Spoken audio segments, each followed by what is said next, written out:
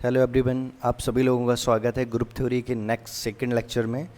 और इस लेक्चर में मैं ग्रुप थ्योरी में सबसे पहले ग्रुप का जो ऑर्डर क्या होता है, ग्रुप फाइनाइट क्या होता है, ग्रुप इनफाइनाइट क्या है, और फिर ग्रुप की कुछ बेसिक प्रॉपर्टी जैसे कि रिवर्सल लॉ क्या है, कैंसिलेशन क्या है, या फिर अगर ये हम किसी ग्रुप के एक एलिमेंट का इन्वर्स अगर मैं इस तरह से अगर ऑड टाइम्स इन्वर्स या इवन टाइम्स इन्वर्स करता हूँ तो उसके एलिमेंट्स पे किस तरह का इफेक्ट पड़ेगा। तो इस तरह की डिफरेंट बेसिक प्रॉपर्टी मैं इस लेक्चर में पढ़ने वाला हूँ। और साथ में ही किसी ग्रुप को आप कंपोजिशन टेबल से कैसे प्रूव कर सकते हो ये भी इस वीडियो में मैं देखने वाला हूँ। तो आइए चलिए देखते हैं सबसे पहले कि क्या ग्रुप क्या, सबसे पहले ऑर्डर क्या होता है किसी ग्रुप का। ऑर्डर क्या है किसी ग्रुप का, डेफिनेशन देख लेते हैं इसमें कि अ नंबर ऑफ, देखो, the number of element of a finite group is called order of the group. मतलब किसी ग्रुप में जितने नंबर ऑफ एलिमेंट्स हैं वो आपका ऑर्डर उस ग्रुप का कहलाता है। डिनोटेड करते हैं इसको एक स्मॉल, एक छोटा सा ओ लगा के, और यहाँ ब्रैकेट में जी जो सेट लिख देते हैं, और या फिर यहाँ पर मॉडुलस के अंदर या वर्टिकल लाइन के अंदर जी को रिप्रेजेंट करते हैं। लेकिन यहाँ पर एक छोटा सा वर्ड इंक्लूड हुआ है, फाइनाइट्स। मतलब ऑर्डर की डेफिनेशन में फाइनाइट यानी फाइनाइट ग्रुप। तो इससे पहले कहीं ना कहीं ये फाइनाइट इनफाइनाइट ग्रुप के बारे में हम लोग जान लेते हैं। सबसे पहले अकॉर्डिंग टू नेचर, यानी एलिमेंट्स के नेचर के अकॉर्डिंग टू टाइप्स के ग्रुप होते हैं।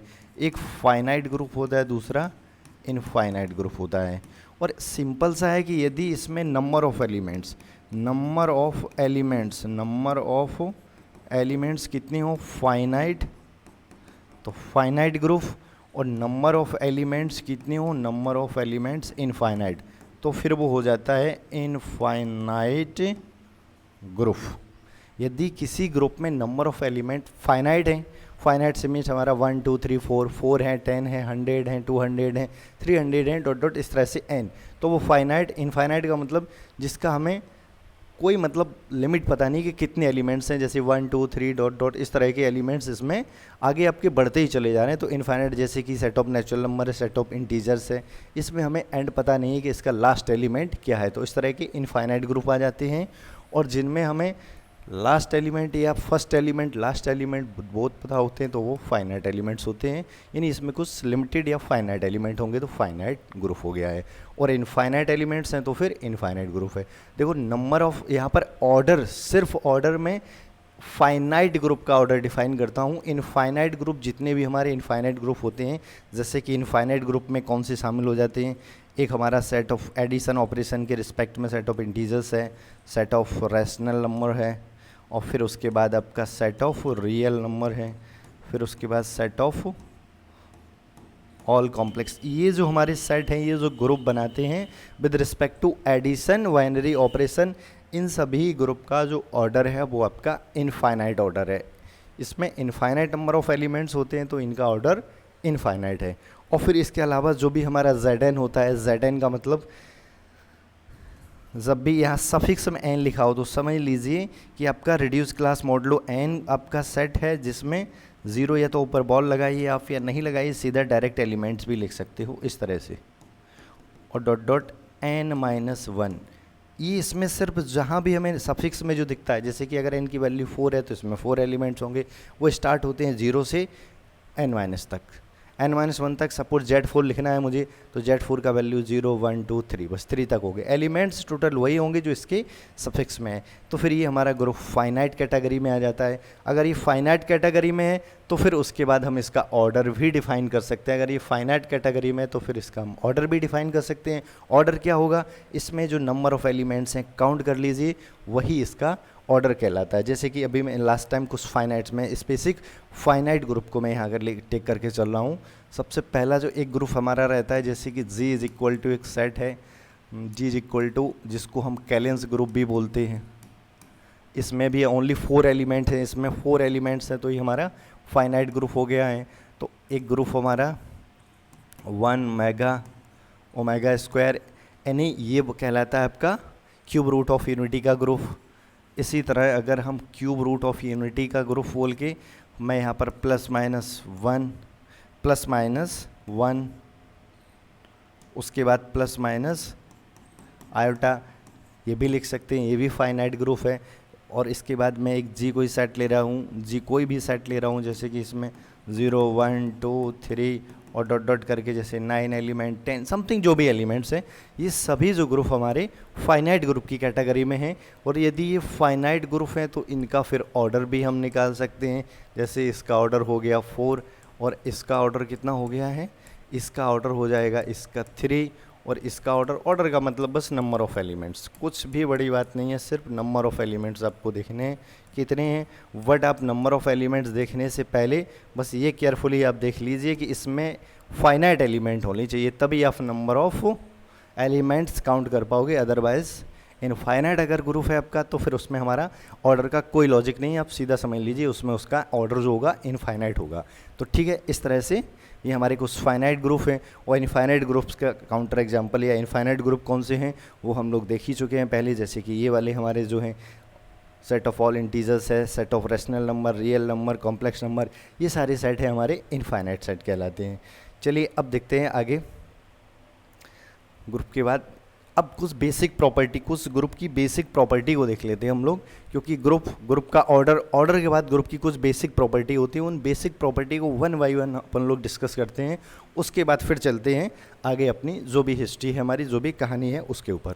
देखो सबसे पहली प्रॉपर्टी क्या है, पहली प्रॉपर्टी दे रखी है कि one in a group, first property in a group identity, बस इसको केयरफुली देखना, आइडेंटिटी एलिमेंट, किसी ग्रुप का आइडेंटिटी एलिमेंट क्या होता है, यूनिक। इसको हमेशा याद रखो, किसी भी ग्रुप का आइडेंटिटी एलिमेंट क्या होता है, यूनिक। सिमिलरली किसी भी ग्रुप का प्रत्येक एलिमेंट एक यूनिक इन्वर्स रखता है। इसका मतलब क्या है कि यदि एक एलिमेंट में जी इसमें ले रहा हूँ तो जी का जो इन्वर्स होगा वो सिर्फ और सिर्फ एक ही मिलेगा, एक से अधिक एक इन्वर्स उस जी के अंदर नहीं मिलेंगे। इसका मतलब होता है ये किसी भी एलिमेंट का, चाहे कोई भी एलिमेंट उठाओ, उसका इन्वर्स उसके अंदर सिर्फ और सिर्फ एक ही होगा। इसको अभी हम बाई कंपोजिशन टेबल भी बहुत सारे इन्वर्स को देखने वाले हैं। सबसे पहले मैं छोटे मोटे इंप्रूवमेंट को देख लेता हूँ, फिर फर्दर चलते हैं अपने वन बाई वन सभी प्रॉपर्टी को डिस्कस करते हैं। पहली प्रॉपर्टी को हम प्रूव करते हैं। क्या पहली प्रॉपर्टी में बोला गया है कि किसी भी ग्रुप का आइडेंटिटी है, किसी भी ग्रुप का आइडेंटिटी यूनिक है। देखो जब भी मुझे किसी भी, आपको चाहे वो आइडेंटिटी यूनिक हो, इन्वर्स यूनिट हो, किसी को भी यूनिक प्रूव करना है तो उसके रिस्पेक्ट बस मुझे इतना याद करना है, इतना याद रखना है कि भाई उसमें हम सबसे पहले 2 मान लेते हैं। जैसे मुझे इसको यूनिक प्रूव करना है तो हम मान लेते हैं कि इसके अंदर 2 आइडेंटिटी हैं। लेट करके अगर हम मान लेते हैं, लेट ए ना बोल के ई, आइडेंटिटी को ई से रिप्रेजेंट करते, e and e dash are two identity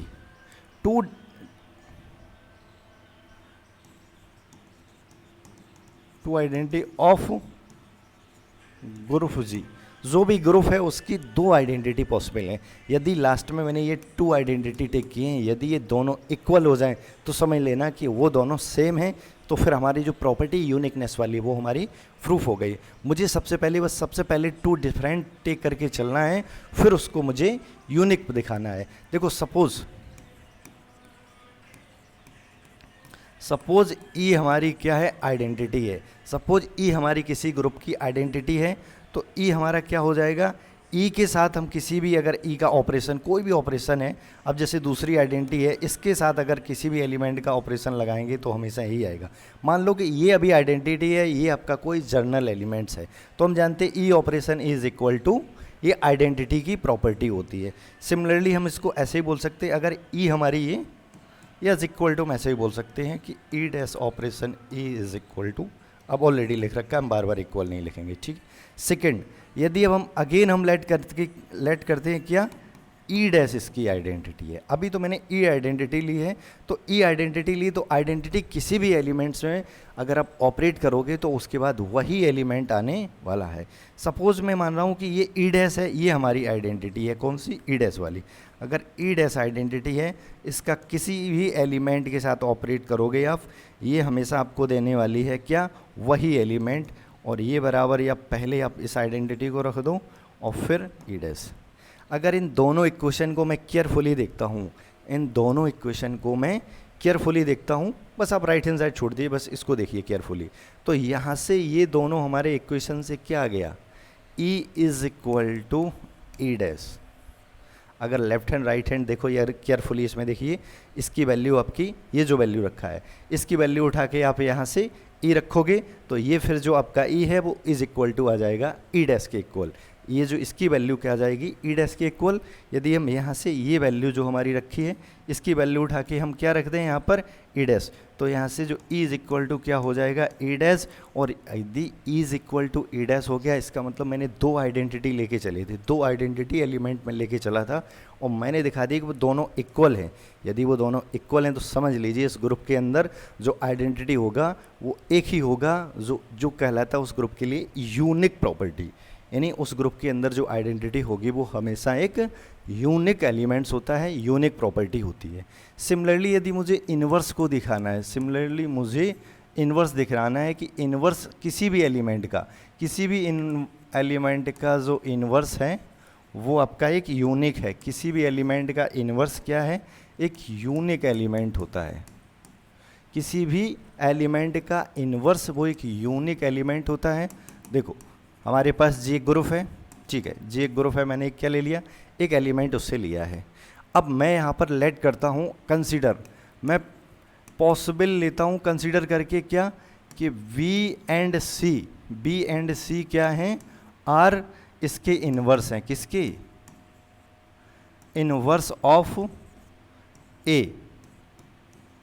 मतलब ये जो एलिमेंट्स लिया है उसके मैंने दो इन्वर्स यहाँ पॉसिबल किए। देखो कभी भी आपको यूनिक प्रूफ करना हो तो यूनिक प्रूफ करने का सबसे बेस्ट भी होता है, सबसे बेस्ट भी क्या होता है कि आप टू यानी दो अलग अलग उठाइए एलिमेंट्स और लास्ट में उनको आप इक्वल दिखा दीजिए। अच्छा इक्वल दिखाने का क्या मेथड होता है, जो भी हमें ग्रुप दिया है, जैसे कि जी ग्रुप है और ग्रुप की जो प्रॉपर्टी है इन्वर्स की, या आप आइडेंटिटी प्रूव कर रहे हो, आइडेंटिटी की जो भी प्रॉपर्टी है उन्हीं प्रॉपर्टी का एप्लीकेशन या अप्लाई करते हुए हम इनको यूनिक प्रूव करते हैं।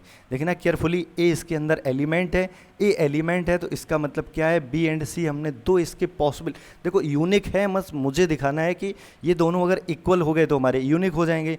अगर देखो फर्स्ट टाइम ये एलिमेंट इस ए का इन्वर्स है तो हम जानते हैं कि ए ऑपरेशन वी बराबर या फिर b operation a is equal to group की आ जाएगी आइडेंटिटी। यदि किसी एलिमेंट का उसके इन्वर्स के साथ अगर हम ऑपरेशन लगाते हैं, जो भी ऑपरेशन हो, एडिशन मल्टीप्लिकेशन कुछ भी हो, बराबर हमेशा क्या आता है, आइडेंटिटी के बराबर क्या आता है, आइडेंटिटी के। इसको एक क्वेश्चन फर्स्ट मान लेते हैं। अच्छा इसमें अगर कन्फ्यूजन हो, ये ए ऑपरेशन बी लिखो या बी ऑपरेशन ए, हमेशा ये आइडेंटिटी आएगा, इसका मतलब ये होता है केवल, ठीक है। अब अगेन हमने जो दूसरा माना है कि सी अगर इसका, सी अगर ए का इन्वर्स होगा तो ए ऑपरेशन सी या सी ऑपरेशन ए ये भी बराबर होगा किसके, आइडेंटिटी एलिमेंट की। क्योंकि अगर किसी एलिमेंट को उसके इन्वर्स के साथ अगर ऑपरेट कर रहे हो आप तो वो हमेशा आइडेंटिटी एलिमेंट देता है। अब केयरफुली देखना इन दोनों इक्वेशन से, अगर दोनों इक्वेशन से मैं यहाँ से केयरफुली देखूँ, अगर ध्यान से इसको केवल देख रहा हूँ, ए ऑपरेशन, दोनों इक्वेशन बराबर हो जाएंगे, हम इसको हटा रहे, ओनली इनको ले रहे हैं। ए ऑपरेशन बी बराबर ए ऑपरेशन सी, ए ऑपरेशन बी बराबर ए ऑपरेशन सी। अब ए ऑपरेशन बी बराबर ए ऑपरेशन सी है तो हम ए को लेफ्ट साइड कैंसिल आउट कर देते हैं या फिर ए इनवर्स से मल्टीप्लाई कर देंगे तो यहाँ से, या फिर ये समझ लीजिए कैंसिल आउट हो जाएंगे तो इसकी वैल्यू आ जाएगी v is equal to y, left cancellation law से v is equal to c. यहाँ से इसकी वैल्यू क्या आ जाएगी, v is equal to c. यहाँ पर मैंने दो आपको अलग अलग इन्वर्स लेके चले थे, एक एलिमेंट ए के, और लास्ट में मैंने दिखा दिया कि वो दोनों एलिमेंट हमारे क्या हैं, इक्वल हैं। वो दोनों एलिमेंट यदि इक्वल हैं तो इसका मतलब क्या हुआ कि किसी भी एलिमेंट जो उस ग्रुप का एलिमेंट है उसका इन्वर्स अगर एग्जिस्ट है तो वो यूनिक होगा, ऑलवेज एक ही होगा, एक से अधिक किसी एक एलिमेंट का इन्वर्स नहीं हो सकता है। और ये आप छोटे मोटे कोई भी काउंटर एग्जांपल उठाओगे तो उसमें भी ये चीज़ आपको फील आएगा। जैसे कि मैंने लास्ट टाइम आपको एक ग्रुप आपको set of all integer addition operation के साथ मैंने इसको ग्रुप बताया था। अगर इसमें आप कोई एक एलिमेंट्स मुझे बताइए, जैसे कि आपने बताया 5, ठीक है, 5 इसमें मैंने एक एलिमेंट लिया है z में। अब इसका इन्वर्स का मतलब जो ऑपरेशन है इसमें मैं क्या जोड़ूँ को आइडेंटिटी आ जाए। देखो इसमें मुझे -5 जोड़ना होगा, -5 जोड़ के ही हमारा क्या आएगा, 0 आइडेंटिटी देगा। तो ये जो -5 है वो इस 5 का इन्वर्स एलिमेंट है, -5 उस 5 का इन्वर्स एलिमेंट है। अब -5 उस 5 का इन्वर्स एलिमेंट है। आप मुझे -5 के अलावा कोई भी दूसरा एलिमेंट उस पूरे सेट ऑफ इंटीजर्स जो हमें दे रखा है, इस पूरे सेट ऑफ इंटीजर में से कहीं से भी ढूंढ के आप बता दो -5 के अलावा कोई दूसरा एलिमेंट जो इसके साथ आपको ऐड करने पर आइडेंटिटी देगी, नहीं पॉसिबल हो सकता है। -5 के अलावा कोई भी दूसरा एलिमेंट नहीं होगा जो इसके साथ ऐड होके ये मुझे आइडेंटिटी नहीं जीरो दे दे। तो इस तरह से हम कह सकते हैं किसी भी ग्रुप का जो हमारा किसी भी ग्रुप का कोई भी एलिमेंट आप उठाओगे उसका हमेशा इन्वर्स एक ही होगा, एक से अधिक इन्वर्स संभव नहीं होता है। इसी को बोलते हैं कि inverse of a group is always unique. चलिए अब देखते हैं अपनी नेक्स्ट प्रॉपर्टी क्या हमारी, ये हमारे इन्वर्स, देखो आइडेंटिटी भी यूनिक हो गया, इन्वर्स भी यूनिक हो गया है। नेक्स्ट प्रॉपर्टी है हमारा, अच्छा यहाँ पर कंटिन्यूस 2 टाइम्स इन्वर्स, ये जो यहाँ पर मिस प्रिंटिंग है, यानी आप किसी भी एक इन्वर्स एलिमेंट है, किसी ग्रुप का एक एलिमेंट है, उसका इन्वर्स अगर आप 2 टाइम्स कर रहे हो तो वही एलिमेंट्स आ जाता है। इस प्रॉपर्टी को मैं यहीं पे आपको डिस्कस कर रहा हूँ, अलग से ज़्यादा कोई डिटेल में इसका प्रूवमेंट नहीं देने वाला हूँ। जैसे कि ए अगर कोई ग्रुप का एलिमेंट है और ये ग्रुप है तो इसका इन्वर्स भी एग्जिस्ट होगा और वो उसी ग्रुप के अंदर होगा, इन्वर्स भी एग्जिस्ट होगा उसी ग्रुप के अंदर। यदि इस इन्वर्स का मैं अगेन फिर से इन्वर्स कर रहा हूँ तो ये समझ लीजिए कि आपको ये वही एलिमेंट देने वाला है जिसका हमने अगेन इन्वर्स किया था। आप इजी वे में भी इसको समझ सकते हो कि इसके बाद जैसे कि मैंने अभी सिंपल सा सेट ऑफ मैंने इंटीजर्स लिया था एडिशन ऑपरेशन के रिस्पेक्ट में, केयरफुली देखना इसका, जिसका मैंने 5 एलिमेंट लिया था, 5 इसके अंदर है और 5 में मैंने देखा था मैं क्या जोड़ूं कि फिर ये जो मुझे आइडेंटिटी 0 दे दे, तो मैंने देखा -5, तो -5 क्या हो गया, इस 5 का इन्वर्स। अब अगेन हम इस -5 का फिर से इन्वर्स देखेंगे तो फिर से इस प्रॉपर्टी को अप्लाई करेंगे। फिर से इस प्रॉपर्टी को अप्लाई करने से मतलब क्या है, इसमें हम क्या जोड़ें कि आइडेंटिटी दे दे, तो हमें 5 जोड़ना पड़ेगा। तो ये जो देखो 5 का इन्वर्स -5 और -5 का फिर से इन्वर्स किया तो वो क्या आ गया 5। तो इस तरह से अगर किसी भी एलिमेंट का यदि आप 2 टाइम्स इन्वर्स कर रहे हो तो फिर वो हमेशा आपको वही एलिमेंट आने वाला है। अब मैं यहाँ पर एक आपको इसका जर्नलाइजेशन दे रहा हूँ, जर्नल फीलिंग दे रहा हूँ आपका, कि यदि आप एक कोई एलिमेंट है और उसका इन्वर्स आप निकाल रहे हो, इन्वर्स का इन्वर्स देखो, ये इन्वर्स का इन्वर्स, यदि आप इन्वर्स का इन्वर्स अगर आप ऑड टाइम्स कर रहे हो, ऑड टाइम्स, यदि कोई एक एलिमेंट है उसका इन्वर्स का इन्वर्स आप इस तरह से, और ये कितने टाइम, ऑड टाइम्स कर रहे हो, तो ये हमेशा ऑड टाइम्स करने पर आएगा ए इन्वर्स ही। यदि आप कोई एक एलिमेंट है उसका इन्वर्स का इन्वर्स यदि आप इवन टाइम्स कर रहे हो तो वो आएगा आपका वही एलिमेंट ए। यदि आप इन्वर्स का इन्वर्स कंटिन्यू ऑड टाइम्स कर रहे हो तो फिर वो आएगा माइनस, मतलब इन्वर्स आएगा, और इवन टाइम्स कर रहे हो तो फिर वो आपका वही एलिमेंट आएगा। ये इस इन्वर्स मतलब किसी भी एलिमेंट का इन्वर्स आप करते चले जाओ तो उसका जनरलाइजेशन हो गया है। आप हमेशा ध्यान रखना, ऑड टाइम्स कर रहे हो तो फिर वही इन्वर्स आएगा, और अगर इवन टाइम्स कर रहे हो कंटिन्यू इन्वर्स का इन्वर्स तो फिर हमारा एलिमेंट, जिस एलिमेंट का इन्वर्स मैंने लिखा है वो एलिमेंट्स आ जाएगा। तो इस तरह से ये प्रॉपर्टी हमारी हो गई प्रॉपर्टी नंबर 3।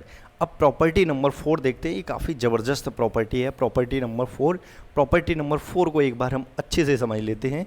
देखो प्रॉपर्टी नंबर 4 क्या लिखा है, ए बी का होल इन्वर्स बराबर वी का इन्वर्स और ए का इन्वर्स। यदि मैं इस ब्रैकेट के इनसाइड अगर देखूं एलिमेंट तो ए पहले है बी बाद में है, लेकिन इन्वर्स जब अलग अलग निकाल रहे हैं तो बी पहले आ रहा है और ए का इन्वर्स बाद में आ रहा है, यानी बी का इन्वर्स पहले, ए का इन्वर्स बाद में।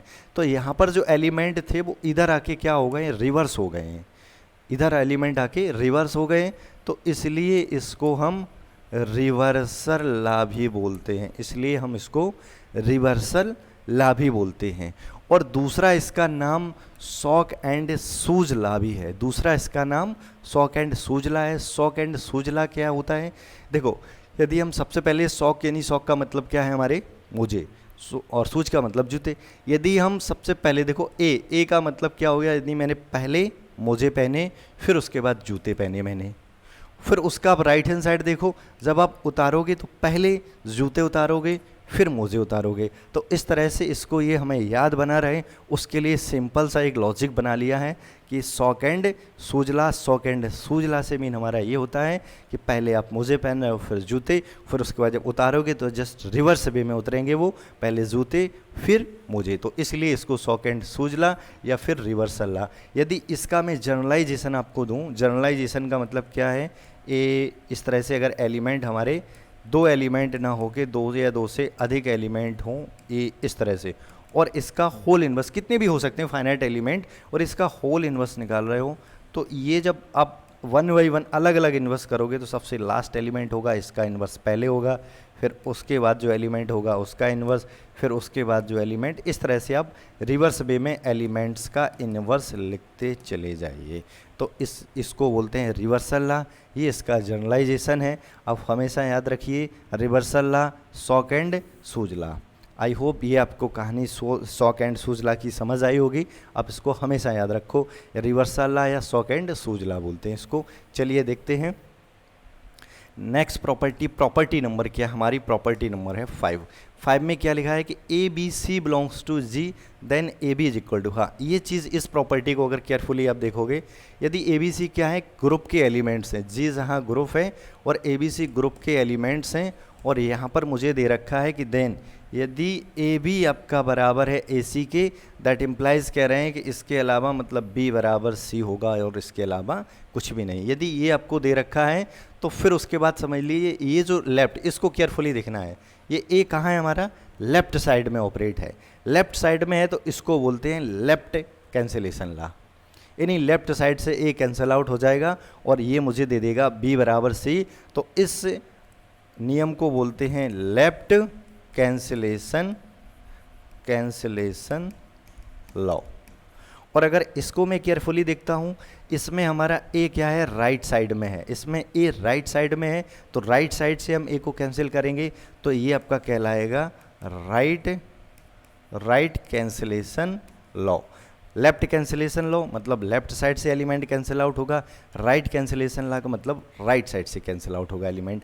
अब मुझे आपको वन बाई वन करके यहाँ पर दिखाना है कि एलिमेंट कैंसिल आउट होके इक्वल कैसे दे रहा है, ये एलिमेंट कैंसिल आउट होके इक्वल कैसे दे रहा है। देखो ये जो ए एलिमेंट है, इसको कैंसिल आउट करने के लिए मैं लेफ्ट साइड पहले ए इनवर्स से बोथ साइड क्या कर दे रहा हूँ, ए इनवर्स से बोथ साइड ऑपरेशन या ऑपरेट कर रहा हूँ, या मल्टीप्लाई समझ लो, मल्टीप्लाई कर दिया है। यहाँ पर देखो जनरल, यहाँ पर जो ऑपरेशन कुछ भी नहीं लिखा है, तो इसका मतलब यहाँ ऑपरेशन होता है, इसमें जो भी ऑपरेशन होगा उसी ऑपरेशन के रिस्पेक्ट में इसको हम ऑपरेट करेंगे, ठीक है। लेकिन जर्नल इंडिविजुअल क्योंकि बार बार ऑपरेशन लिखना एक और सा लगता है, तो फिर आगे चल के ऑथर ऐसे ही लिखना शुरू कर देते हैं। अब इसमें हम बाई एसोसिएटिव लॉ, हम एसोसिएटिव लॉ के अनुसार जानते हैं हम कि ब्रैकेट अगर ग्रुप है तो ग्रुप चारों प्रॉपर्टी सेटिस्फाई कर रहा है, एसोसिएटिव भी, इन्वर्स भी, क्लोजर भी, आइडेंटिटी भी। तो इस तरह से हम ये जो ब्रैकेट है इसको इधर भी हम शिफ्ट कर सकते हैं, इसी तरह इसका ये वाला ब्रैकेट इसके साथ और ये इधर। और हम जानते हैं ये क्या है, आइडेंटिटी। अगर किसी एलिमेंट को उसके इन्वर्स के साथ आप मल्टीप्लाई कर रहे हो, ऑपरेट कर रहे हो, तो वो देता है आइडेंटिटी। और आइडेंटिटी को किसी भी एलिमेंट के साथ ऑपरेट कर रहे हो तो वही एलिमेंट रहता है। तो इस तरह से ये हमारा लेफ्ट साइड से ए कैंसल आउट होके और ये क्या दे देगा मुझे, वी बराबर सी।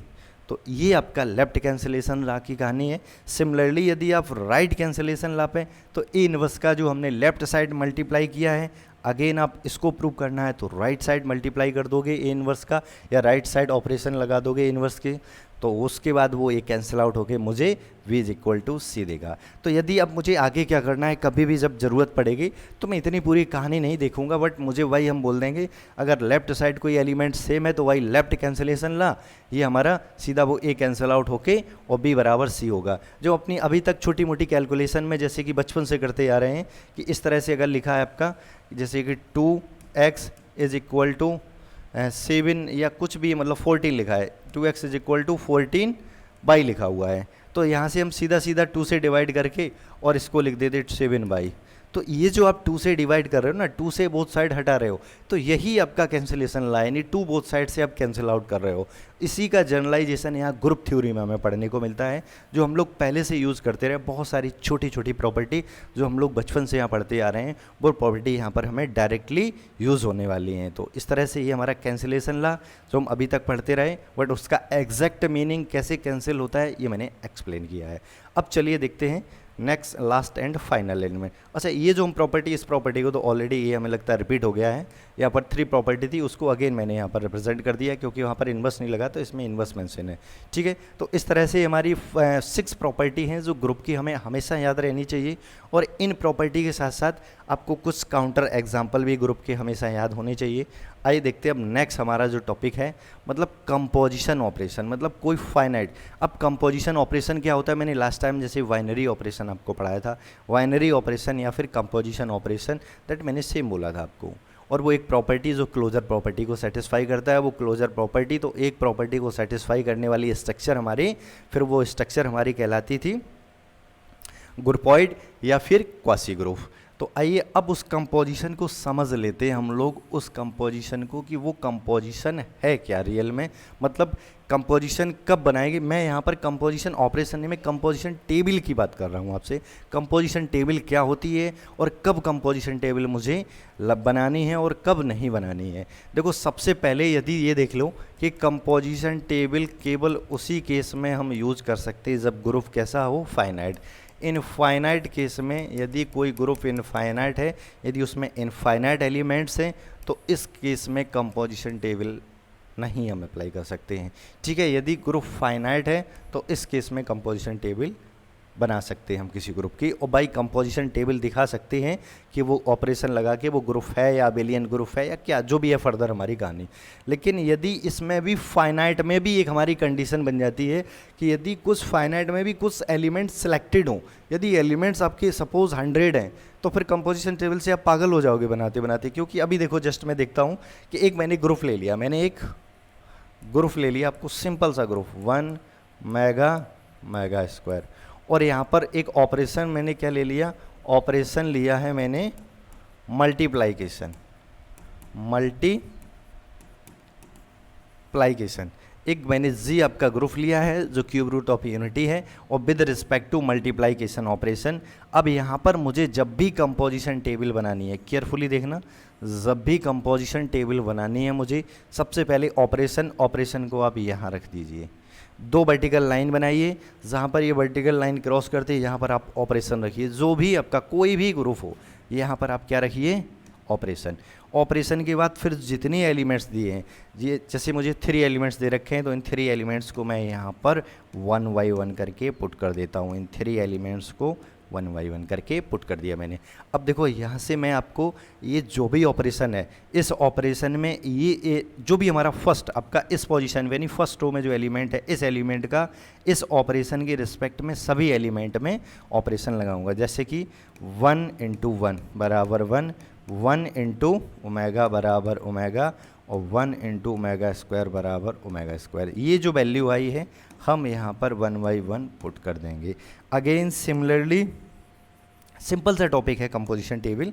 अब दूसरा जो हमारा एलिमेंट है इस रो में देखिए ओमेगा का एलिमेंट 1 के साथ ओमेगा का मल्टीप्लाई आपका ओमेगा के साथ ओमेगा स्क्वायर, और ओमेगा का मल्टीप्लाई ओमेगा स्क्वायर के साथ ओमेगा क्यूब, और ओमेगा क्या है, क्यूब रूट ऑफ यूनिटी, तो इसकी वैल्यू हो जाएगी 1। तो यहाँ से इसकी वैल्यू क्या आ गई, ओमेगा स्क्वायर, और ये वाला एलिमेंट क्या आ गया मेरा 1, ये एलिमेंट आ गया मेरा 1। अब नेक्स्ट देखते हैं लास्ट एलिमेंट क्या है इसका। लास्ट एलिमेंट हमारा क्या है, ओमेगा स्क्वायर के साथ 1 का मल्टीप्लाई ओमेगा स्क्वायर, और ओमेगा स्क्वायर के साथ ओमेगा का मल्टीप्लाई ओमेगा क्यूब बराबर 1, और ओमेगा स्क्वायर के साथ ओमेगा स्क्वायर का मल्टीप्लाई ओमेगा की पावर 4 बराबर ओमेगा। तो इसकी वैल्यू क्या आ गई, ओमेगा स्क्वायर 1 ओमेगा। तो इस तरह से ये हमारी जो पूरी कंपोजिशन टेबल बन के तैयार हो गई है। अब थोड़ा जो मैंने आपको बोला था कि जो आपकी कंपोजिशन टेबल सबसे पहले तो फाइनाइट ग्रुप में लगेगी, मतलब जिसकी कार्डिनलिटी फाइनाइट हो। फाइनाइट में भी कुछ एलिमेंट्स जैसे सेलेक्टेड का मतलब कुछ एलिमेंट्स जैसे आपके ये समझ लीजिए 10 या लेस देन 10 या 20 समथिंग, मतलब कुछ एलिमेंट ऐसे हों जिसको हम बड़ा ईजिली इस तरह से टेबल में कैलकुलेट कर सकें। अगर यहाँ पर मैं 100 एलिमेंट्स इस तरह से रख देता हूँ, टेबल बनाना शुरू कर देता हूँ, तो हमारा ये बहुत छोटा पड़ जाएगा। तो उस तरह के लिए आप जर्नल ऑपरेशन लगा सकते हो या जर्नल मेथड भी, लेकिन कंपोजिशन टेबल तभी अप्लाई करना जब आपको सेट फाइनाइट हो और फाइनाइट के साथ साथ कुछ एलिमेंट भी बहुत ही कम हो, लेस देन आपके 10 या 20 समथिंग अराउंड हो, ठीक है। तो इस तरह से बाई कंपोजिशन टेबल ये बन गया। अब कंपोजिशन टेबल से हम, कंपोजिशन टेबल क्यों बोला, क्योंकि ये कंपोजिशन ऑपरेशन है, इस कंपोजिशन ऑपरेशन को ही मैंने ऑपरेट करके इस टेबल को बनाया है। अब ये कंपोजिशन टेबल से ये जो आपका सेट था और ये जो ऑपरेशन है मल्टीप्लाइकेशन, इन दोनों स्ट्रक्चर कौन सा, जी कोमा, ये स्ट्रक्चर ग्रुप होगी या नहीं होगी, अबेलियन ग्रुप होगी या नहीं होगी, वो कैसे डिसाइड करते हैं, वाई कंपोजिशन टेबल। देखना एक बार, सबसे पहली जो प्रॉपर्टी होती है, पहली प्रॉपर्टी होती है क्लोजर प्रॉपर्टी। क्लोजर प्रॉपर्टी या कंपोजिशन या बाइनरी ऑपरेशन में जो प्रॉपर्टी होती है, आप कुछ भी बोल सकते हो। पहली प्रॉपर्टी क्लोजर। अगर क्लोजर प्रॉपर्टी हम बोल रहे हैं तो मुझे बस ये देखना है कि ये जितने एलिमेंट्स ऑपरेट किए और इनसाइड ये कंपोजिशन टेबल है, जो भी कंपोजिशन टेबल, ये जो vertical horizontal line vertical line, इसके अंदर जितने एलिमेंट्स आए हैं वो सभी एलिमेंट्स क्या हमारे इसी सेट के हैं, क्या जितने इसके अंदर एलिमेंट्स हैं सारे इस सेट में बिलोंग कर रहे हैं। यदि सारे एलिमेंट्स इस सेट में बिलोंग कर रहे हैं तो क्लोजर प्रॉपर्टी कहलाती है सेटिस्फाई, मतलब क्लोजर प्रॉपर्टी हो गई होल्ड। और फिर उसके बाद दूसरी जो प्रॉपर्टी आती है वो आती है एसोसिएटिव। अब यहाँ पर मोस्टली क्या होता है कि एसोसिएटिव प्रॉपर्टी, आपको कोई भी 3 एलिमेंट उठाओ, कोई भी 3 एलिमेंट, जैसे मैंने उठाए 3 ही एलिमेंट हैं, 1 और इसमें ओमेगा, इसके बाद ओमेगा स्क्वायर, और इधर मैंने क्या कर लिया है 1,